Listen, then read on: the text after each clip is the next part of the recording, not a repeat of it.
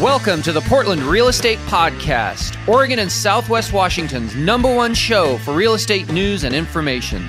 Without further ado, here are your hosts and a couple of guys who, as busy realtors and successful brokerage owners, know a thing or two about real estate. Steve Nassar of Premier Property Group and Joe Fustolo of Soldera Properties. We're back. We never went anywhere. We're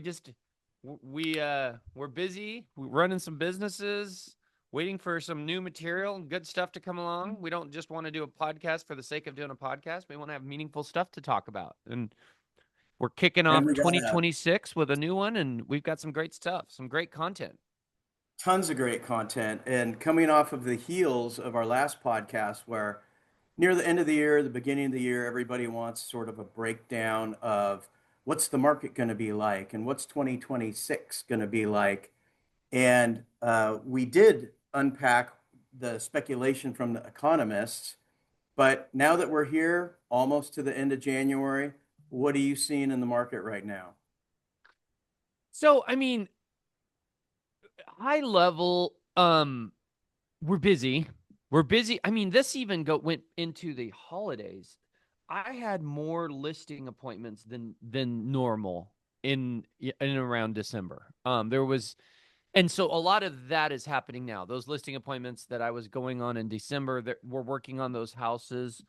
I'm not going to go so far as to say I have a ton in escrow for January or even at this point February. I don't want to mislead anyone by saying that.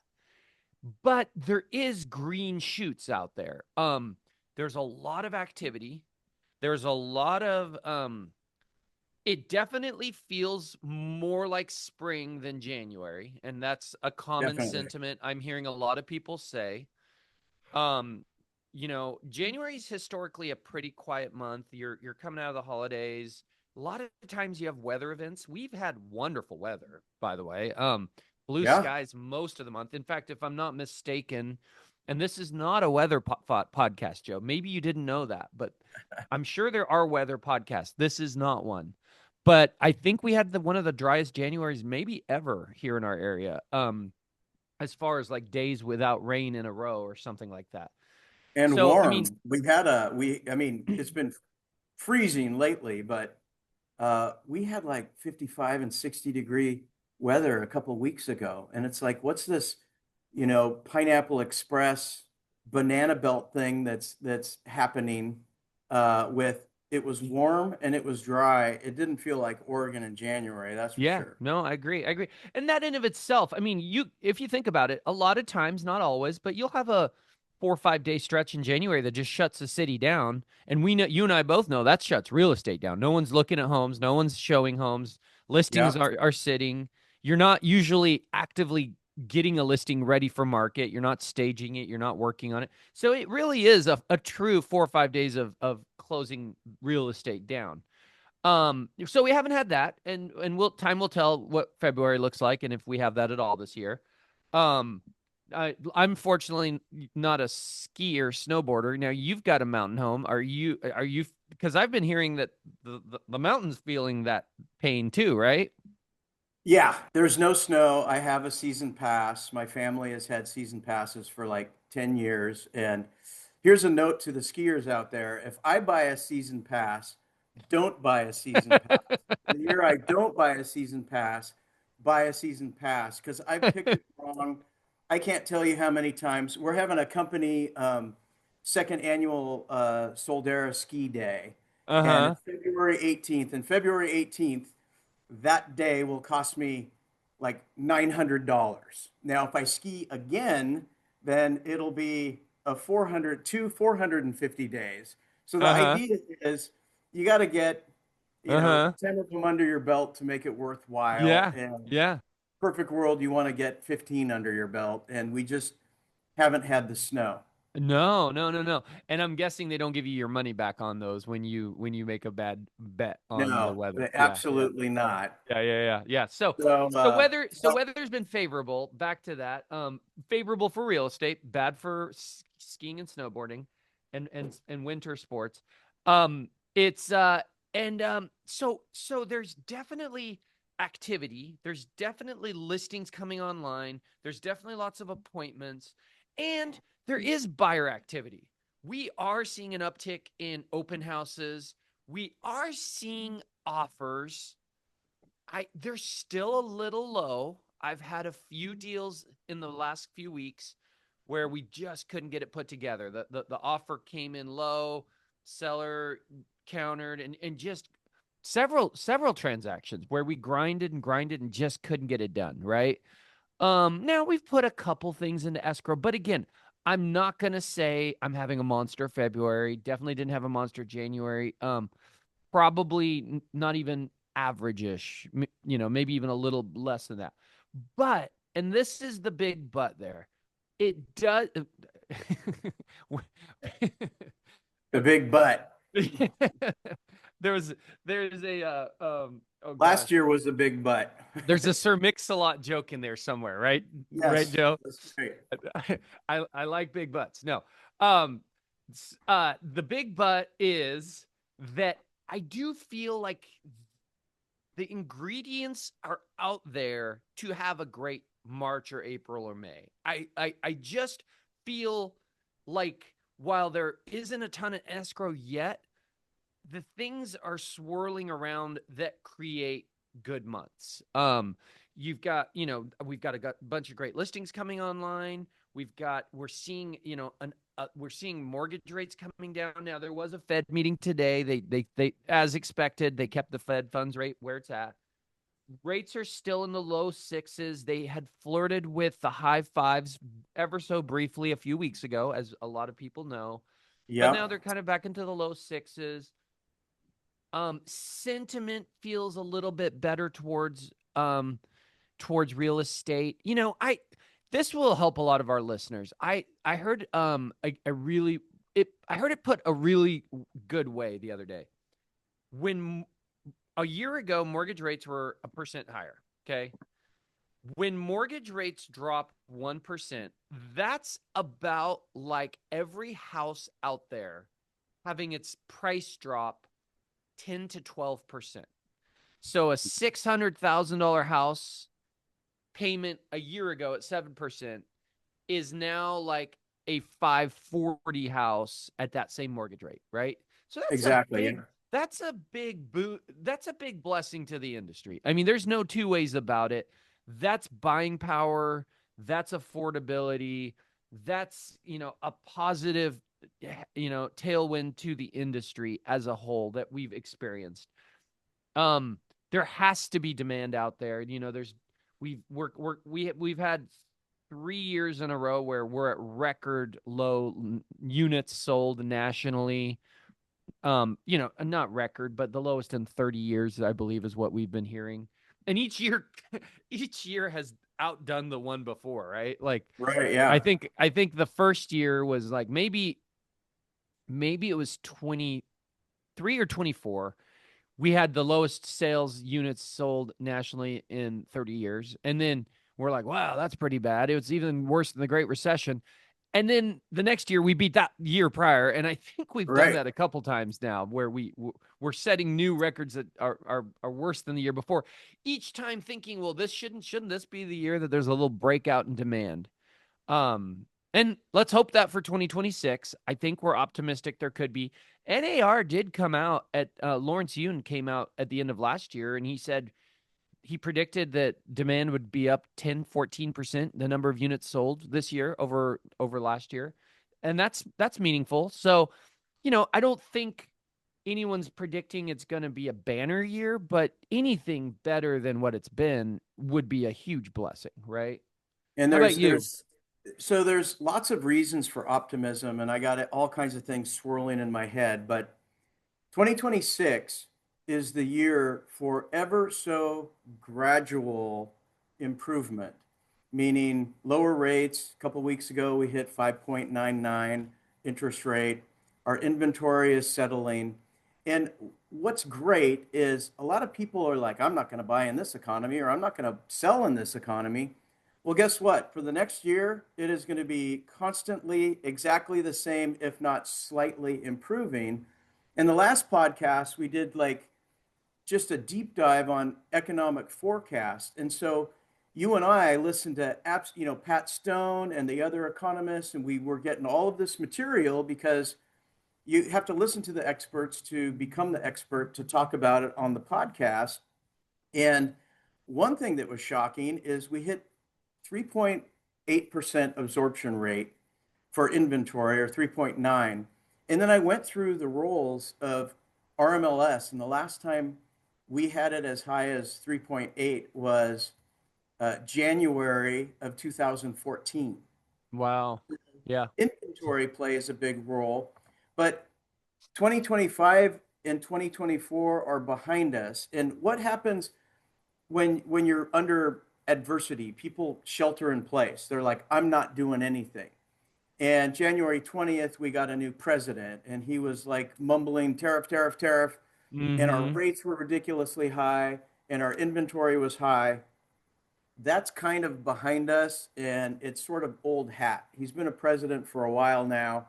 The tariff stuff settled, and now it kind of seems a little bit more normal as our inventory ever so slightly improves, our interest rate ever so slightly improves, and nobody has any reason to wait because January is going to be the same as December, And although stock December markets will are at record show. highs, and they've been at record highs. I mean, and you can't understate that, especially you get into into the higher end market, where a lot of those people are pulling cash out to either pay cash or put a lot of cash down from their portfolios. That's huge. When stock markets are down to and we've seen that over the years. When stock markets correct and they're down 20%, everybody sits on their hands and they don't want to access their money while it's down. Yeah. But we've been seeing, high levels of the index funds or of the indices There's no in the stock reason. market. Everyone wants a reason. There's absolutely no reason not to buy or not to sell this year. And life doesn't slow down for real estate. You have death and divorce, or you lose your job, or you get married and have babies and get transferred. There's three good ones, three bad ones.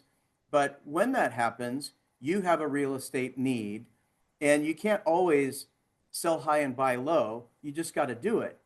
But 2026 is an amazing time to do it because we're better than we were the prior years, and we're getting ever so slightly better. Now, the people I kind of worry about is the 2020 to 2022 buyers. Yeah, When me we too. had multiple offers, it would go 150, 200 grand over ask. They guarantee an appraisal gap. They waive their inspections. All of these terrible things that you don't want to be involved in, unless, of course, you're a seller. Uh, so those people, and then we corrected 23 to 25. Some of those people that won the beauty contest out of the dozen offers have to be a little bit underwater. Hmm. If you're I've got a going few to, of those I'm working with right now. Yeah. yeah.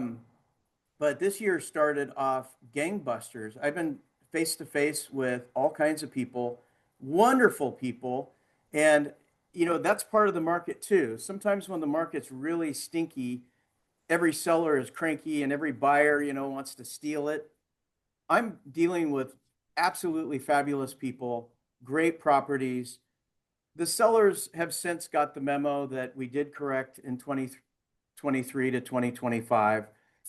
2023 and 2024 were difficult because although we were no longer in that 2020 to 2022 COVID frenzy, everyone kind of knew that, but the sellers, they still wanted to pioneer new price ranges when those weren't effective anymore. So I think everybody has both feet planted, and where we are with the absorption rate is more or less kind of balanced, right? I don't Hmm. know that it's slightly more to the seller or slightly more to the buyer. I think it's more or less balanced. I don't really want our inventory to spike or deplete from where it is because it seems like everybody's fairly realistic right now. And if they have a need to sell, they will or buy. So, Hmm. Are you uh, do you have a lot in escrow for this time of year, Joe? Is it translating into escrow and closings, or is it just the activity right now for you? Because it's for me, it's more the activity that is feels Um, like spring. I have like a half a dozen in escrow, but my excitement is more with those meetings with Yeah, people, just awesome buyers. yeah, And well, I showed your listing. You have the $2 million yeah, listing yeah. on Rosemont. Rosemont.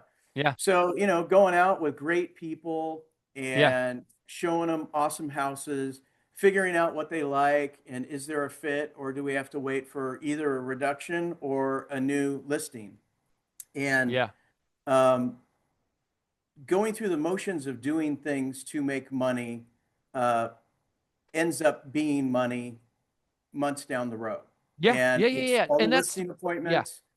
yeah. Because honestly, the people you talk to now are the people who are kind of preparing.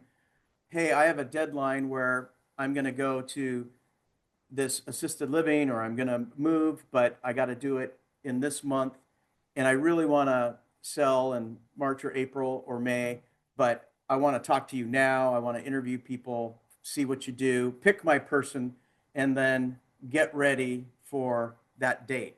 And then once you get ready, then you're off to the races. Hmm. And I think we're saying the same thing. The tea leaves are great. The activity, the buzz, the excitement, the just the momentum of the market feels good. It hasn't yet for me turned into, closings or escrows even for that matter, but I do feel it's coming. I do feel it's coming. And I'm seeing, and sometimes that's personal too. Sometimes I told you at the beginning of this, we had four deal. It feels to me like there's three or four, and they're pretty decent sized deals that we got offers. Which, by the way, that's half the battle is getting an offer and having somebody to negotiate with when you've got a listing. Um, and we just quite couldn't get it done. Now, the ball could have bounced the other way, and I could have three in escrow right now, right? Or those come back. So it's it's things are moving in the right direction this year, and I do feel good about that, and I do think there's just the dynamics of what's about to happen with the Fed chair changing, and there's going to be a changing of the guard. Now, Yeah. I'm not saying everything's going to magically change instantaneously, but the person, because there's still a voting mechanism, and so a lot of those same people will still be around voting, right? But the person, they're called the chair for a reason. They guide the meetings, they lead the meetings. That person is definitely going to want rates lower. There's no two ways about it. They are going to be handpicked by the president, and he is very much wanting to help housing and bring down mortgage rates. So there will, and one big thing that happened, Joe, in the last month or two, and I actually talked about this on our last podcast. There are other tools out there besides the Fed funds rate that can bring mortgage rates down. The Yeah. reason Employment mortgage rate. rates buying mortgage-backed securities, the Fed buying mortgage-backed securities is a big one of those. And when rates did drop down into the fives, is because the president said, "Hey, we want to buy 200 billion in mortgage-backed securities to bring down rates," and it works. They did Yeah. that during the Great Recession. I remember that in 2008, 2009, rates dropped dramatically, maybe even half to 1%, because the Fed started buying mortgage-backed securities. It was around the time they were starting to come out with remember when we gave away free money to buy houses for first-time home Yeah. buyers? Which, Right. by the way, that could come along too.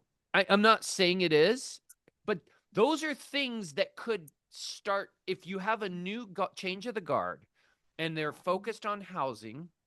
And there is a general belief out there, and I don't disagree with it, that a lot of the economy is doing pretty well, with the exception of housing, for a few years now, right?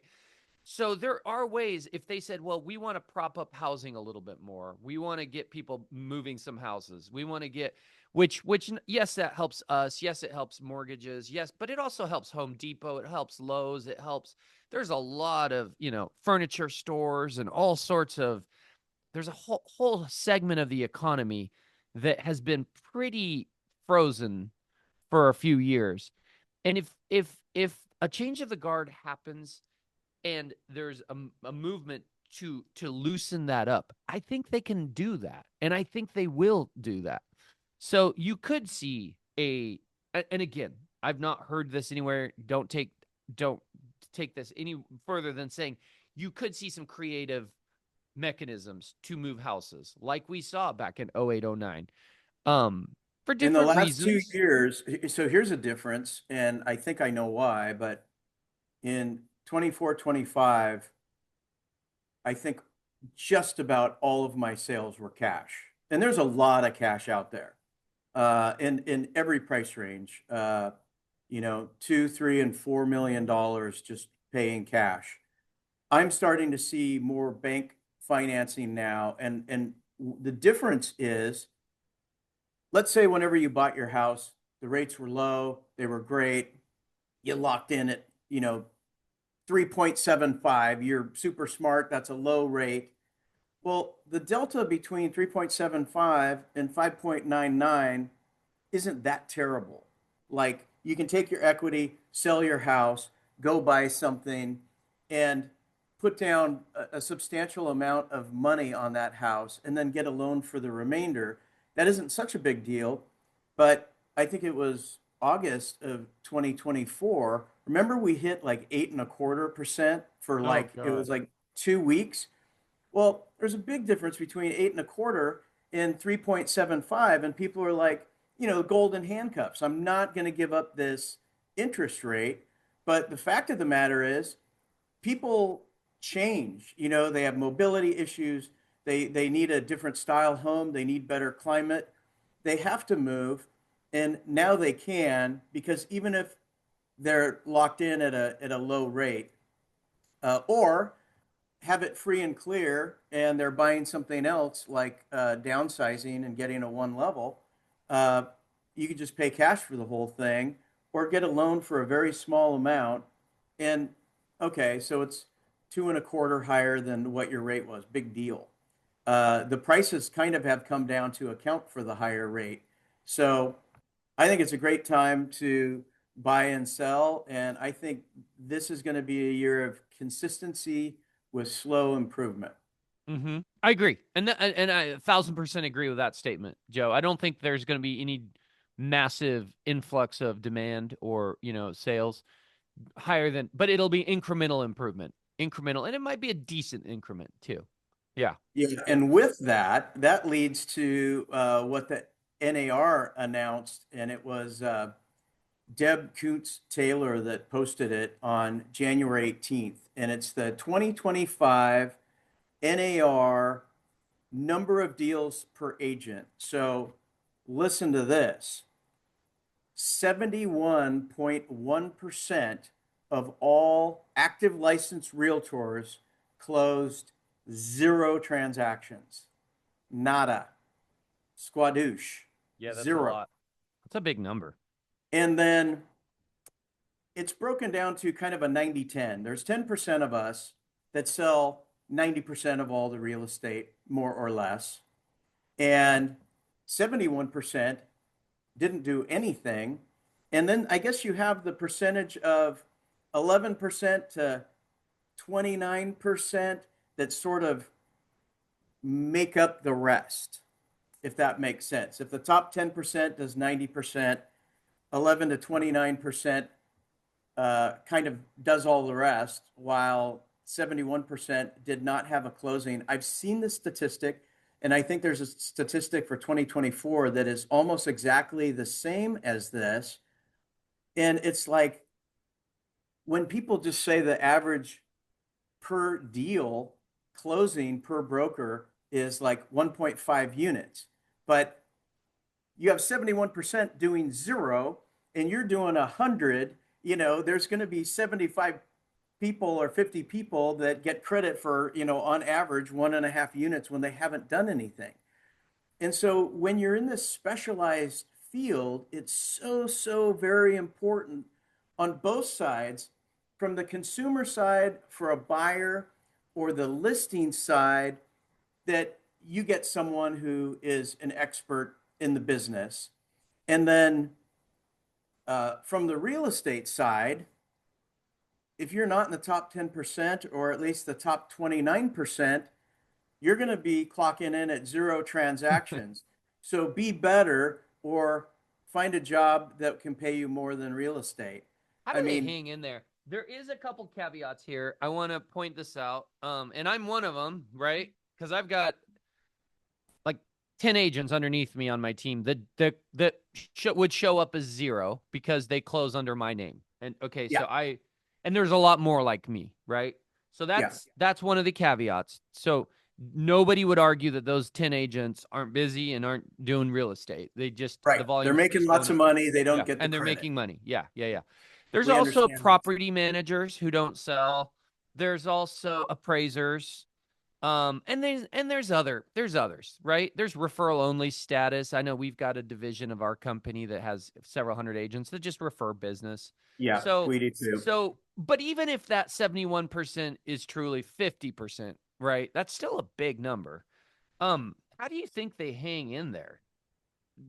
Or do they? Do you They even know have a what? partner that makes money. They were, as Tucker Merrihew would say, born on third base, uh, or Silver Spoon or Lucky Sperm Club or whatever you want to say, that Yeah. someone was born from an affluent family and they're a trustafarian, so they could do absolutely nothing and the trust keeps giving, and if Yeah. your trust gives you 50 grand a quarter, 200 grand a year for, just not doing anything isn't bad. But if you rely on yourself and you've had to work for everything you've had, but you're making zero, I think this might fall into, and of course it's skewed. The people on teams get zero units, no appraisers, no managers. They don't show up, so this is skewed. But I think you have school teachers that want to sell real estate in the summer, Uber drivers, waiters, just people get their license. And it's like, when I make more money in real estate, then my hairstyling business will be my side hustle and real estate will be my main hustle. But it never gets there. Real estate is a horrible part-time job. I mean, could you imagine you needed a No. heart surgery, going to a part-time heart surgeon? What we're doing is not heart surgery. We're not a doctor, but guess what? We are selling someone's highest material asset, which happens to be most people's largest material asset. That's something you probably don't want to screw up, as well as, your health. I agree. And you need to find someone who is trustworthy, that will protect you and get you the results, and making sure, if you're a seller, getting you the most, if you're a buyer, getting the best deal you can. Um, but the level of deep dive that buyers and sellers should be doing on their brokers, it should be a high level, because statistically, 90% of the brokers aren't making money over the poverty level. Yeah. Hey, Joe, Given so these, on this uh uh infographic that you shared, or I guess Deb shared on yeah, January 18th, it does say here our agent count as of November 2025 is 1.3 million. Do I remember it was up to 1.5 million during COVID? So that was like the highest, I think. So it is down a couple 100,000. And also, correct me if I'm wrong, but we're going to know here in probably 2-3 weeks how many renewed their dues, because isn't the due date end of January for PMAR yeah, yeah, and EMAR and 750. And when you're making zero money and then all of a sudden you're facing a 750 all at once bill, that's kind of the big leveler where maybe I'll go get. including if you're a teacher or a hairdresser. I mean, you might hang in there for a while, but if you're just not closing anything for a meaningful amount of time, that's a big number to write a check for to again, right? It So is. I think in the next 2-3 weeks, it'll be interesting to see. There's going to be some statistics coming out. Does that 1.3 million licensed agents, does it drop to 1.2? Does it go lower? That will be interesting to pay attention to, because you have to think there's going to be some major attrition there, right? With Well, remember Kurt von Wasmuth, the CEO of RMLS. We've had him on the podcast like 4 times or 5 times. Just a great guest, so full of information. And on the podcast, he kind of leaks out all the stuff that's coming down the pipe. So everybody, all of our listeners and everybody in Masters in Real Estate kind of get to know what's coming down the pipe sooner than later. And I think at one time he said we clocked in at like 18,000 realtors in the kind of the Oregon, Southern Washington area. That corrected to 16. That corrected. And I don't know what there are now, but I wouldn't be surprised if there were like 14,000. It mm-hmm. just it seems to be, if there's one speed and it's going fast. And if you're not going fast, you're really not sustaining what you need to make to stick around. And I think the people that aren't doing it are getting out. And which, look, I'm all about raising the bar. And I mean, that's why I created Masters. I think it was 14 years ago. We just had our anniversary January 20th. I think it's 14 or 15 years ago. And it's to collaborate, talk about the law, talk about the new forms, talk about new tech, cooperating with each other so we all grow old and rich together.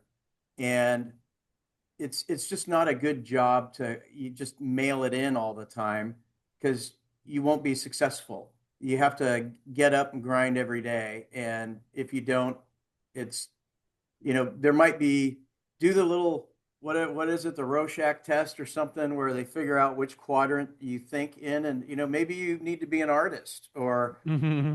you know, maybe you like driving, to deliver packages, do something, but you're not in the right quadrant if 71% of the people aren't making zero. That's a nonprofit company. Mm-hmm. Mm-hmm. You're CEO of a nonprofit company because you've made zero profit. Yeah. But I think it's exponentially important that people that have a real estate need really drill down and interview to make sure you're getting someone good, because 1 out of 10 is in that category, according to these statistics. Yeah, and I mean, it to use your analogy, you wouldn't want a heart surgeon who hadn't done a heart surgery in a year or two. They shouldn't Yeah, be working with a realtor who hasn't sold a house in a year or two, right? So, yeah. well, You let's get a move you on get from that. Let's a talk fresh out of about medical school, the fresh out of medical school LASIK surgery doctor, and you're the first patient, but he's giving you a BOGO deal. Do one eye, get the other eye free, buy one, get one. It's like, no, I want to pay the most I can possibly pay and get the guy that won't screw that up. if you caution word of advice to our listeners. If any doctor says I'll give you a BOGO deal on a heart surgery, run, Yeah, because you don't yeah, want two heart surgeries. You only yeah, have one heart. There's no right. there's no reason to have a BOGO there. Hey, let's move on, Joe. Let's talk about everybody's favorite subject. Mine Okay. included. And I am being facetious. And that is condos. We had Yeah. a couple posts in best of or in masters in the last few 30 60 days. Both of them were in the last 30 days, actually. Both of them were January. One was Brooke Marlowe. I hope I'm saying that right. On January 7th, she said, "What kind of special magic are you doing to sell your Portland condo with high HOA and limited parking? Asking for a friend." Um, we're It's a tough also one. going to chat a little bit about the Ritz. There's been a lot of changes with the Ritz downtown. It's been a that's been a that's been a challenged project, to say, in every way, shape, and form. And so there's been some changes with their representation and their pricing, and we're gonna chat about that a little bit as well too. But Joe, I've got a bunch of condos. I would divide. I would start by saying all condos are tough, and then I would put another layer of challenge would be the inner core Portland condos. Downtown. Yeah, Yeah. downtown, and that's just look. If there was detached houses downtown, they'd be tough too. That's nothing to do with the condo. So you're layering issues there, right? Um, Yeah. why don't you kick this one off, Joe? Tell us about your experience Well, and what the post was saying and the so, sentiment. it says, what special magic do you have to do to sell a stinking condo these days? Especially downtown. And there isn't a secret sauce.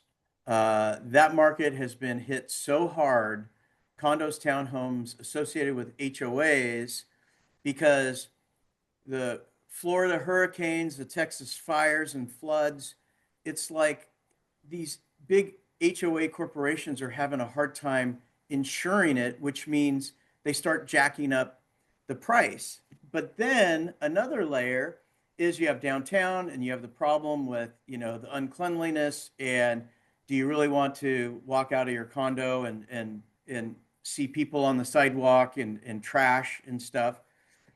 There's another layer after that, because if something wasn't budgeted correctly, and look, the people that mainly make up a lot of HOAs, especially for the smaller units, are the people that own units there. They want to have a say in what goes on in their complex.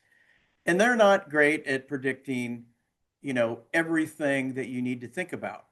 When will the complex need new windows, a new roof? When do they have to repave the parking lot? When do they need to change the carpet? Just all the things.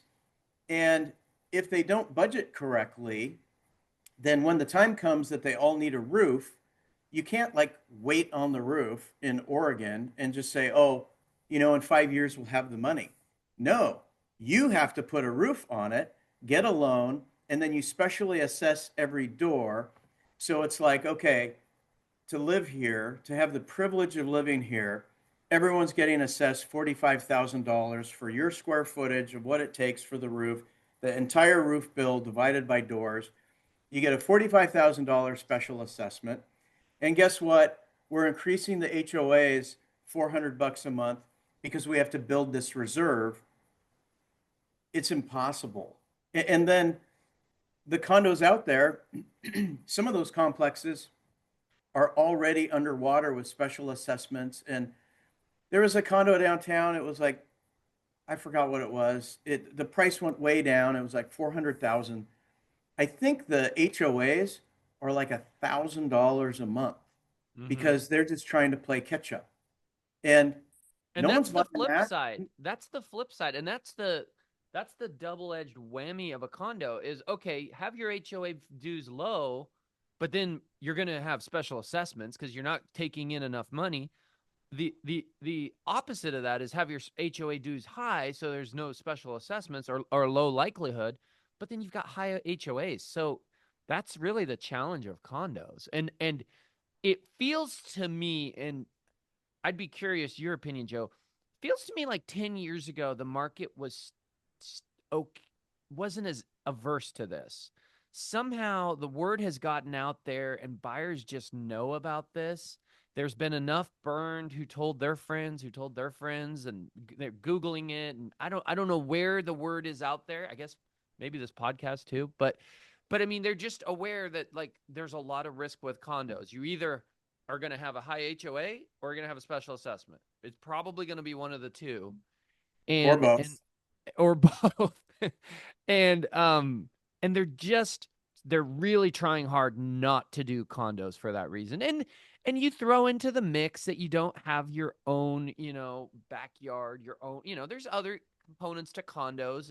And I'm talking now a little bit outside of the downtown core, because I've got a condo in Lake Oswego, in Oswego Summit, that we've had for 7-8 months, right? I've got a condo in Beaverton that we've had for a while, and it's gosh, it's in the low 200s. It's nothing. It's very affordable, but your dues bring that effective price up considerably. Your output monthly. So somehow the sentiment towards condos in general, even outside of downtown Portland, has cooled in the last 5, 6, 7, 8 years. It feels like to me.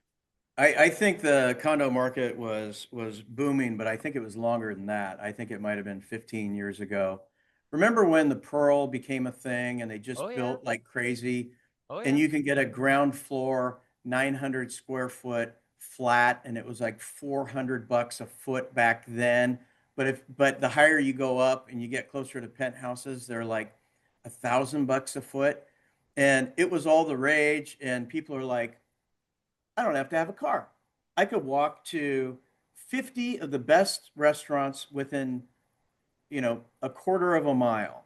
And I can walk everywhere and I can telecommute or I can take Uber or transportation. It was like really hot and now it's not. And you want to cut bait before it really gets bad because I think the condo people, um, I think they should potentially wait it out, or if they're getting slowly bled dry by special assessments and HOAs, I think they need to hang on until downtown gets cleaned up and they don't take such a bath. Because the only ones that are selling are the ones that are at such an attractive price that they're going to buy yours over the others. I sold one in the McKinsey a year ago or so, and it was really funny because I listed it and we were 2 weeks into the listing and they're like, gosh, this is weird. We haven't had any showings and I thought we were supposed to have multiple offers like by now. And they didn't get the memo that that's not the market anymore. And we finally got it sold, but I just said, okay, well, here, let me do something for you. I looked at condos in downtown only in like a very, very small circle, and I went 600 or less condo. There were 325 condos on the market, and some of them were priced the same as us, but they were a corner unit, so they got double the windows on the corner, and they were higher up. They got better the view. I mean, it's just you really have to be the most attractive that they pick yours out of 325 others or you ain't going to sell. And a lot of people don't have the stomach for it unless they absolutely have to sell. Yeah. This that was made by Brooke, some of the comments are downright depressing. Like when it as it pertains to what people bought these condos for sometimes years and years ago, sometimes 20 years ago, and what Mm-hmm. they're selling for now. This one, Jesse Dow, he put it's brutal. I sold a unit. Now this is a 2020. No, no, no. This is 18. Sorry. It's brutal. I sold a unit to a client back in 2018 for 325. It was a double unit, so it had double HOA, and it was all based on square foot, no parking. We got the pricing all the way down to 200,000. They bought it for 325, and it never sold. That I mean, building was built in the early 1900s. Taxes and insurance and HOA were 1,600 a month. Yeah. Taxes, insurance, and HOA were 1,600 a month. Um, and the unit was rented for 2,800 a month with no takers, so they can't even rent the space. Yeah. Um, they had another story like this. Also had another unit in the Pearl that it rented at 7,000 a month, 3,000 square feet with two parking spaces, priced at 1.1 million. They bought it in 18 at 1.35. Taxes, insurance, and HOA are 3,000 a month. And it's Wow. basically saying both of those can't sell. And he said, sadly, they're both considering foreclosure, right? And that was not the only story. There's a lot of stories, and I've heard these elsewhere, of people who bought condos in the Pearl 20 years ago that are way upside down on them. They Yeah. can't sell them. In some cases, they can't rent them. I did an Um, article for Real Producers a while ago about HOAs and what to consider. And the net of the article was, you could have the cutest condo at an amazing price in the ideal location that you want. But if the HOA is not healthy and buoyant and above water, run. You don't want to buy a ticket for the Titanic. And you could buy something, and if there's a special assessment coming or the HOAs get doubled or tripled or both, you're now stuck with something that you can never get rid of. And um, anyway, and when there was another time when they just said condos, they related it to a disease that you can catch that never goes away. And it's like, condos is a lot similar to this disease because you'll never get rid of it. And it just we're back there again. And I feel sad for the people that bought it, and I feel bad for the complexes that mismanage their money, or sometimes you find out that the the contractor installed the windows upside down or the siding failed or something. And then you're in litigation and nothing can sell during litigation. And litigation Mm-hmm. could be a year and a half. And Mm-hmm. so then And some you have can't rental sell. caps, and some you can't rent either. Yeah. Yeah. Well, and this leads me to the other, high end uh, price range of the Ritz. I mean, what are their HOAs? You have any idea? No, I don't. It's got to be 3 grand or 5 grand. I mean, Yeah. it's got to be way up there. It has to. It has to. Yeah. So this project and way back in the day, Joe, I don't know if you were on or maybe it was Tucker and I. It was during the early days of COVID. We had Sarita on because Yeah, she was the original listing agent of the Ritz. yeah, And we had her on and she was promoting them, and they had just barely broken ground, if at all, right? Maybe this right. was in 20 or 19 or something like that. Then Terry Sprague got the listings, and Hmm. bless their hearts, these people poured their heart and soul into these projects and into these listings. I'll I'll tell you a funny Terry Sprague story. I think at one time I was chatting with him about a transaction we were doing, Uh-huh. and we talked a little bit about the Ritz, and I was like, "How's that going?" He goes, "Oh man, I'm grinding. I'm trying to get it done." And I was like, "Well, you landed a whale at least. I mean, it's a big account. It's got a lot of, there's a lot of units. It's, it's prestigious. It's shiny." He goes, "A beached whale." Yeah, And so and there's nothing these people could do to sell these units the way it was configured. I mean, so much of that. We just spent how much time talking about the challenges of a condo, right? yeah, Now throw into that, you're at the highest price point in Portland. You are in a building that eventually went into foreclosure. Um, and you've got all of the challenges of Portland, and they're not. Look, some of these challenges aren't getting better right now. I mean, there's you see what's happening in Minnesota, Minneapolis, Minnesota. Well, oh yeah, Portland's not that far off of what some of that stuff that happens in those cities, right? I mean, Portland is kind of right there with. Usually, what I'm saying is usually when there's protests, Portland is not the last one to jump in. So correct. Yeah, I'd say we're probably fairly fortunate that they've been as limited as they have been thus far, but that could change on a notice. And that's been so much of the challenges, that the homelessness, the taxation of Multnomah County. I mean, just challenges upon challenges, to the point where Barbara Roach posted about. Okay, and let me finish. So now there's a new listing agent on the Ritz project, and they are dropping prices in half, is what I'm being told. First of all, how bad does that stink for the people? The few people, there wasn't many, but there was a few people that did buy at yeah, the original pricing. That's got to be just an absolute gut punch that you're now upside down by 100% because they're about to drop the prices in half. yeah. But beyond that, I still question if half is the right number. So they're still selling these units that are, whatever, 1,000, 2,000 square feet for over $1 million.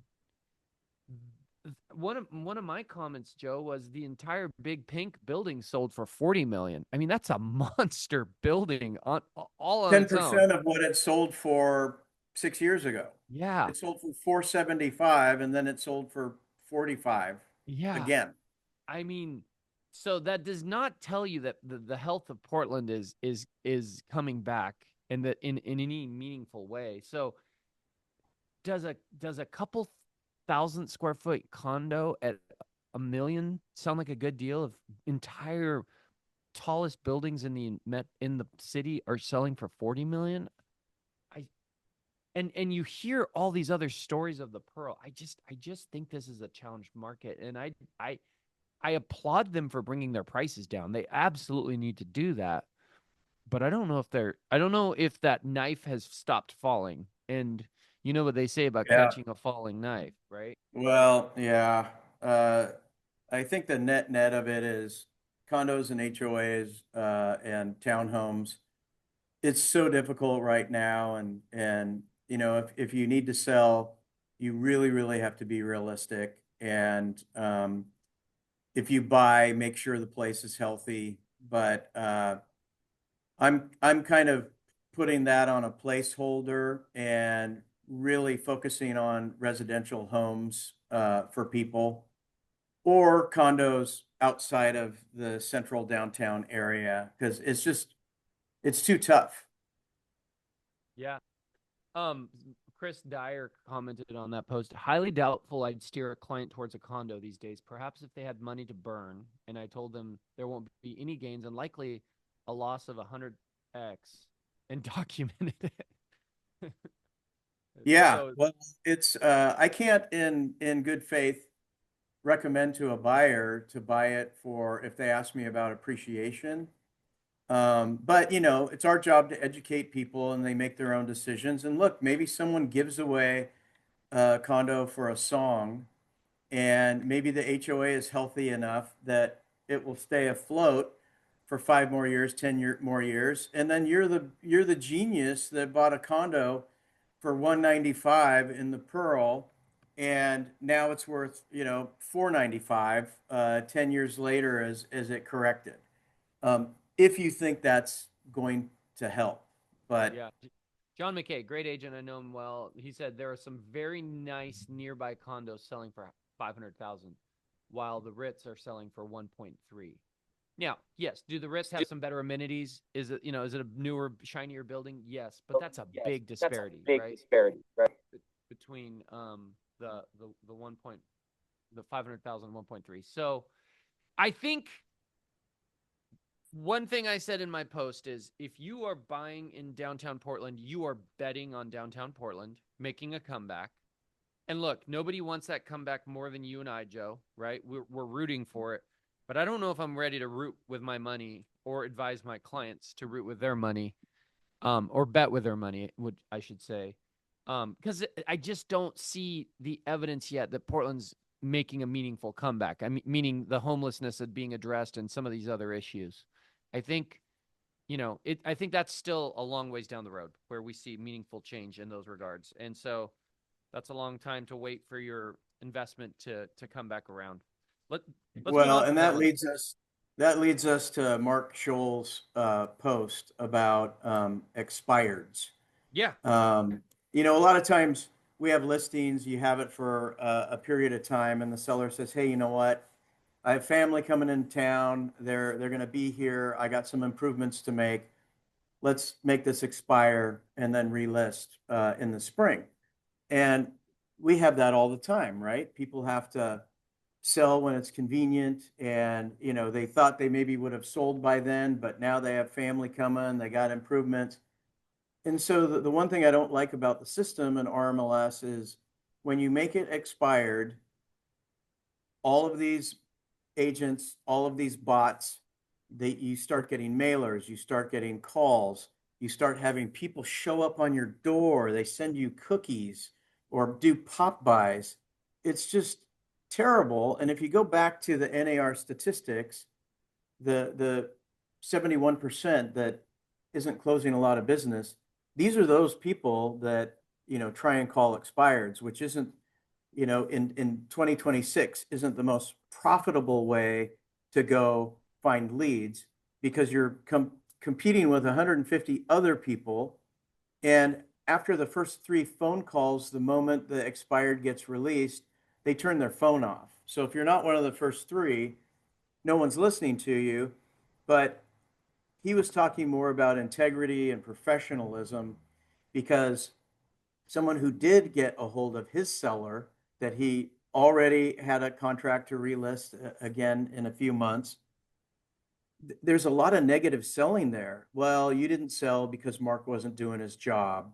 And they said, you were only listed on 2 MLS sites, but there's a total of 19 MLS sites. He only had you on 2 of them. What a Well, crock of crap, right? I've been doing I this a had long that time. exact. What the hell I is he feel like talking about? I don't know of 19 sites. Is he talking about the syndicates and uh, allowing it to go to the why didn't you syndicates? put it on the Oregon Coast MLS? Why didn't you put it on I mean, Jesus, I don't know what to say, Joe. Like one MLS will put you on all the search sites. It pushes you out to Zillow, Redfin, realtor.com, on and on and on, right? One MLS, Yeah, any of them. Which should in most cases do the trick. Now, there are areas where being on two can be helpful, like Salem, for example, because they have their own yeah, MLS, but it's helpful to be in Portland. or the But coast or Bend. Yeah, you don't need to be on 19 sites, and that's just a ploy. And by the way, I this is a real thing because the same thing happened to me. I have a listing. It's actually a one of the Street of Dreams homes from kind of the wine country a couple years yeah, ago, and they in I think 22, yeah, 2022, we had Street of Dreams out in Sherwood, which is kind of overlooking wine country. I have a listing there.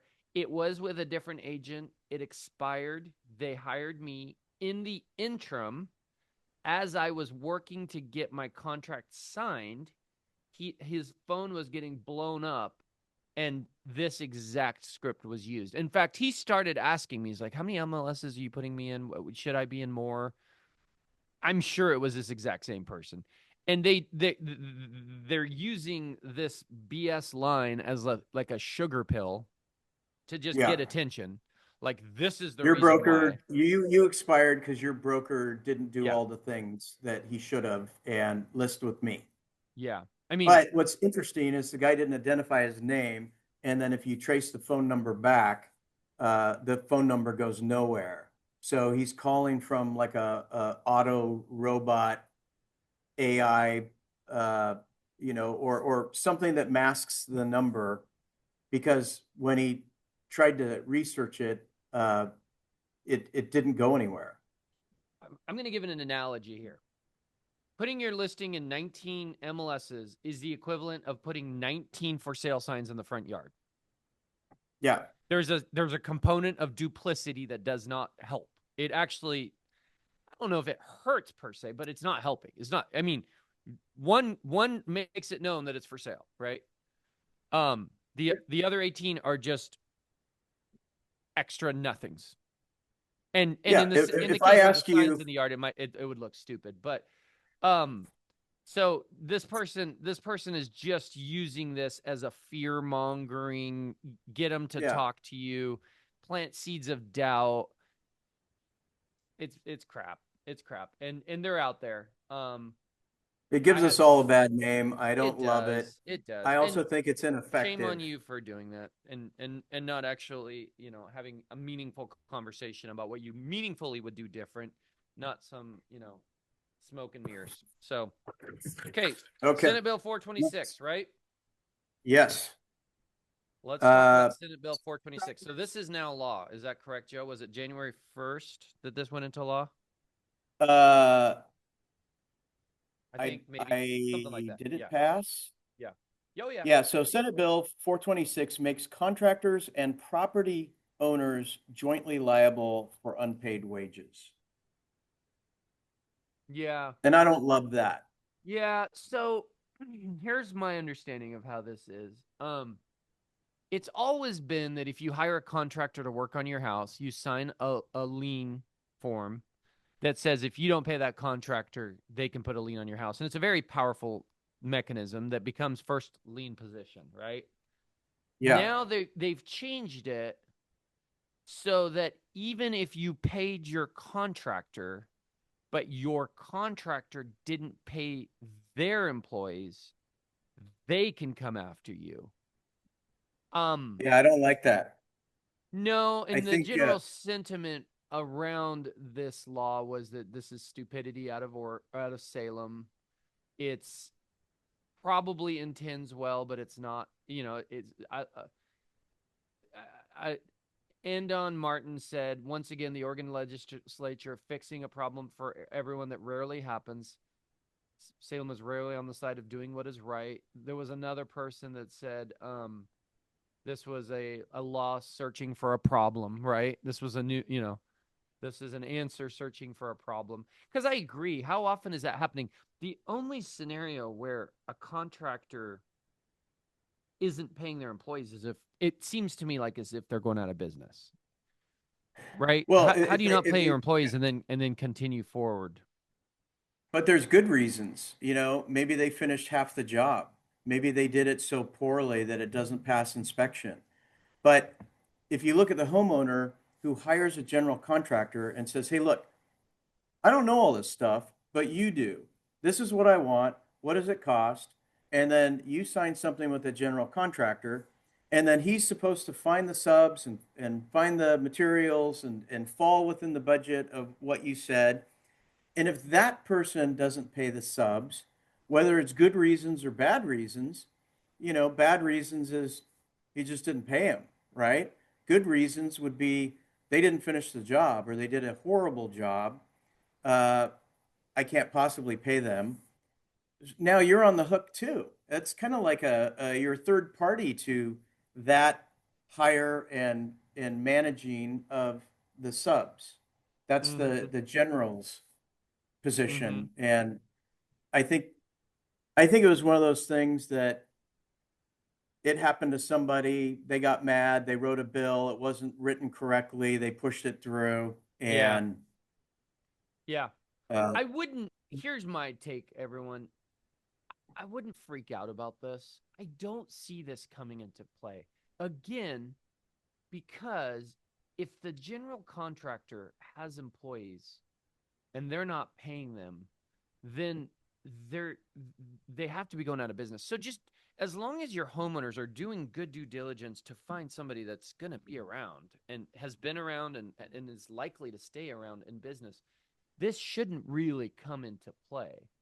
I'm not I'm not excusing this bill and I'm not saying it was a good decision, and hopefully maybe it gets repealed for with some, you know as I'm all Oregon for has. paying people that do, I'm all for paying people that do their job, and the people that do their job and then don't get paid, that's a tragedy. But there are other reasons to not pay someone based on the quality of their job.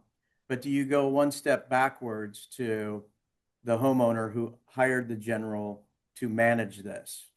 I mean, It's think it through. Like that's the other challenge of this. Think it through. Okay, somebody general's working on my house. He has two employees.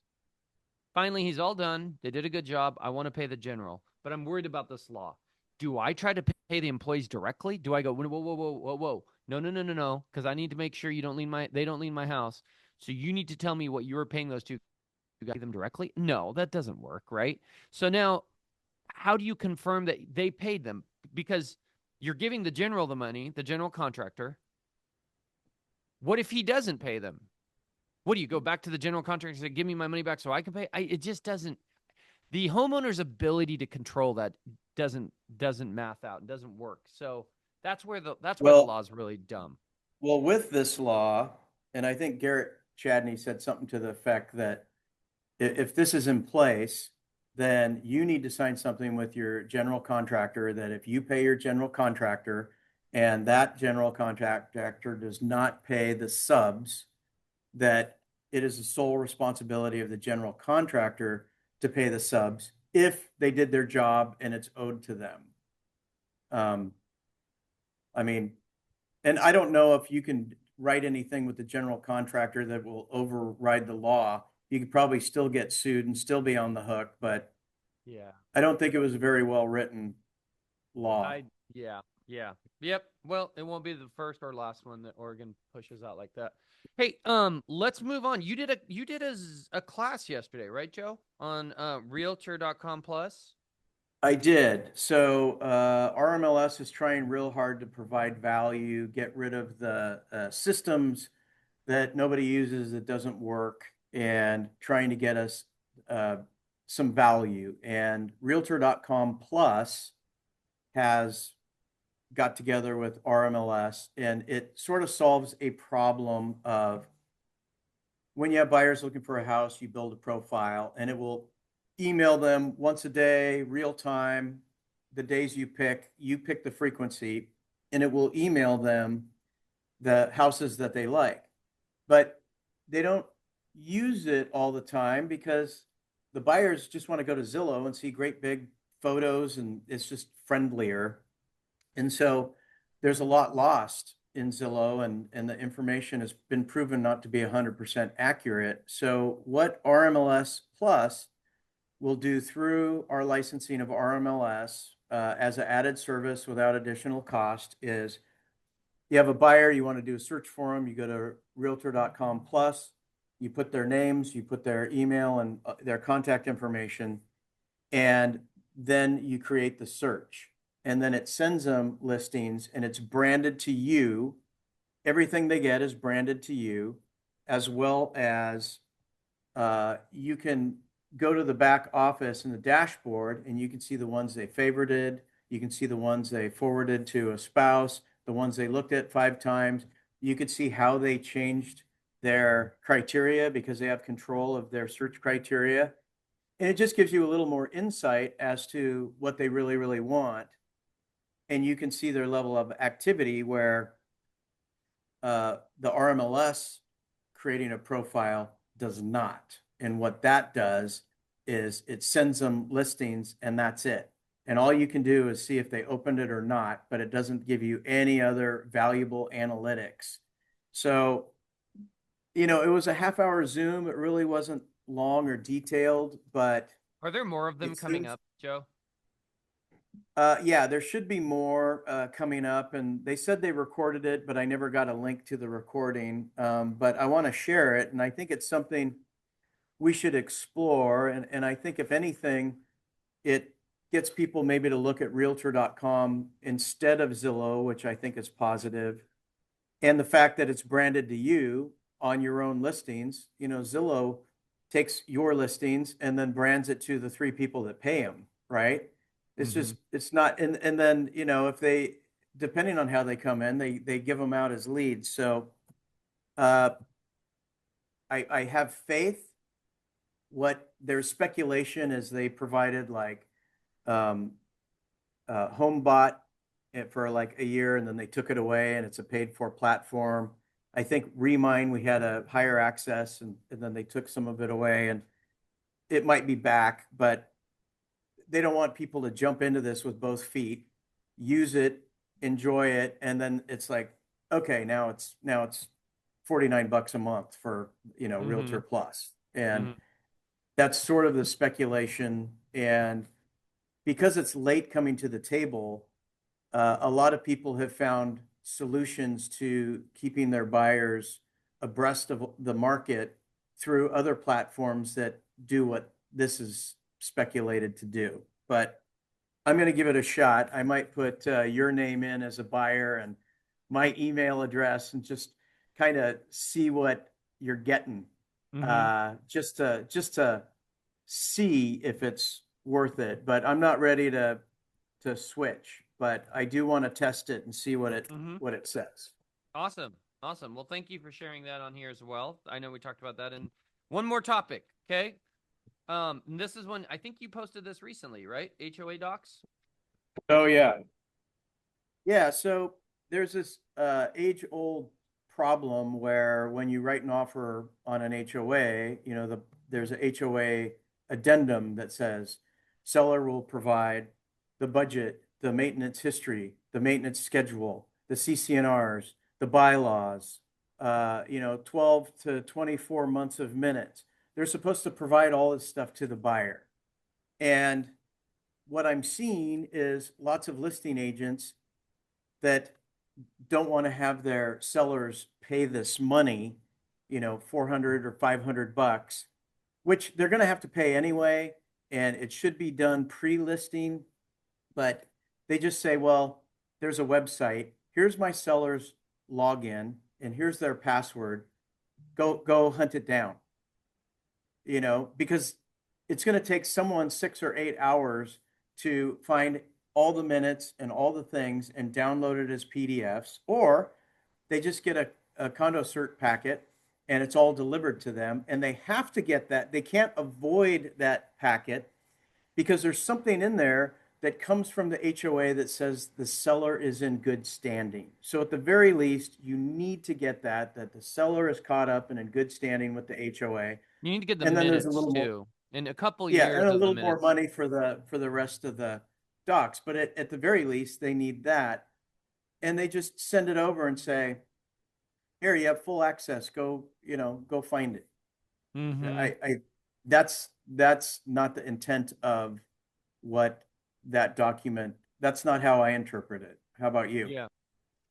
I hate this subject. I think it's also Yeah. why I hate condos, right?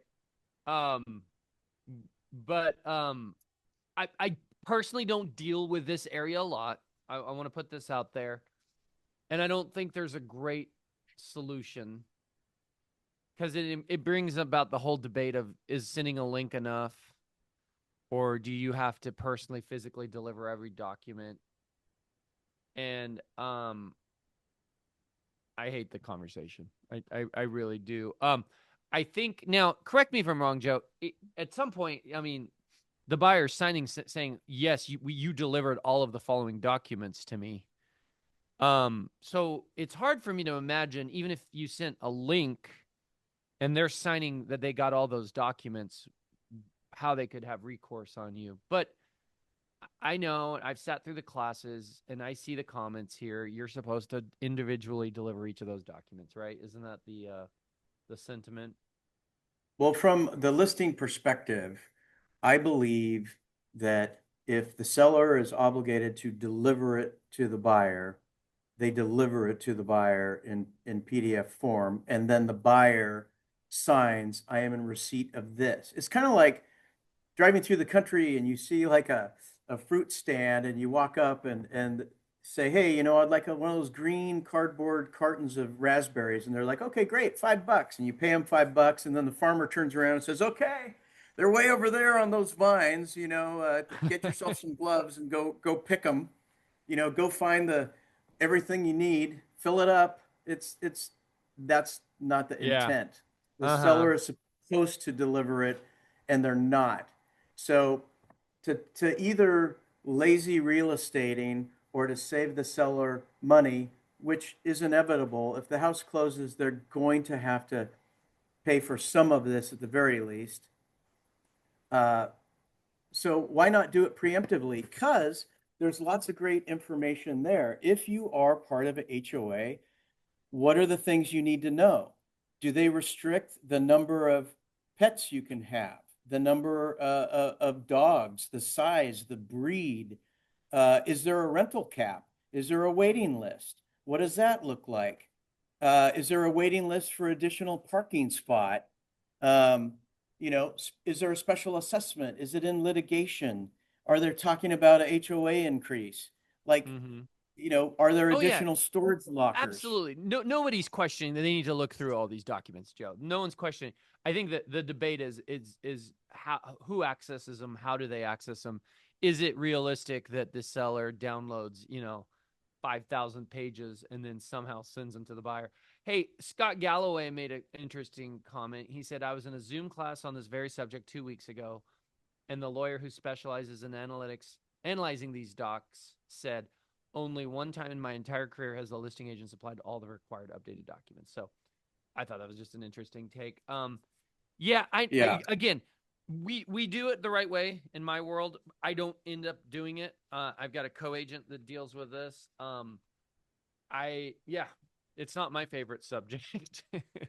Yeah, it's not mine either, but I wish it would be mandated that to describe delivery, because sharing a link where all the access is, um, look, you can someone find all the documents, but that's not delivery. This isn't IKEA. Don't send me a box of a bunch of like chopsticks and then I'm going to make a table out of it. I mean, send me the friggin' table. And then I want to look at that table for quality and everything else. Don't, Yeah. Yeah. it's like, I hey, I just got a book you should read. Here's an address. Go here, and it's a library, and you have to go find it and check it out. And I mean, rather than just giving you the book, yeah. I Yeah. think it's No, I lazy. agree. And And most of the sentiment agrees with you, Joe. Most of it agrees and says you have to physically deliver the documents. So, yeah. Well, on that note, on that fun one, I think we should wrap up. I do too. I think we talked a lot about a lot of big topics. The one we didn't talk about was RMLS came out with an app. You or I haven't really played around with it much, but they're really trying to provide value. I did have a class that talked about the app, and it does some really great things because when you're on your app, it left off on when you were on your PC. So whatever search you had and the stuff you say, it's like there. That's So I cool. think there's some benefits. I'm excited about learning more. Yeah. Yeah. They're doing some great stuff for us. Yeah. Good. Good. Well, Okay. this has been a great show, Joe. Let's kick off 2026. We're almost through the end of January. Let's make it a great year. Let's make it a great year. Awesome. We'll do a few more of these shows as we get some new content and some fun stuff to talk about, some interesting guests. And we'll keep at it. This was episode 169. We've been doing this a long time. We're not quitting anytime soon. Yep.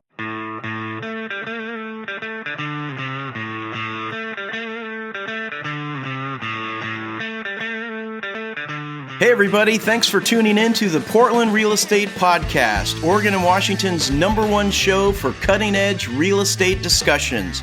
Also, I'd like to give a shout out to the members of Masters in Real Estate, a private and exclusive Facebook group, and the #1 source for all real estate topics. Thanks for being there, gang. I love you. Finally, I want to thank our faithful listeners. Without an audience, we're just two guys talking to each other. Make sure you hit the subscribe button so the new episodes automatically come to you. Make it great.